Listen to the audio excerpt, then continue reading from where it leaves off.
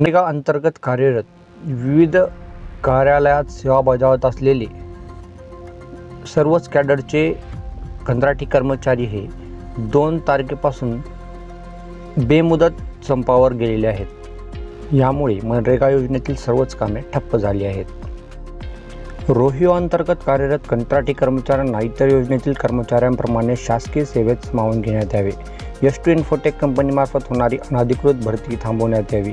नमूद कंपनी रद्द करून सर्व कर्मचाऱ्यांना राज्य नदी असोसिएशन सोसायटीमार्फत नियुक्ती देऊन समान काम समान वेतन धोरण लागू करण्यात यावे। इतर विभागाप्रमाणे मनरेगा विभागाची स्वतंत्र यंत्रणा तयार करून पदनिहाय आकृतीबंध तयार करण्यात यावे, अशा मागण्या कंत्राटी कर्मचाऱ्यांच्या आहेत।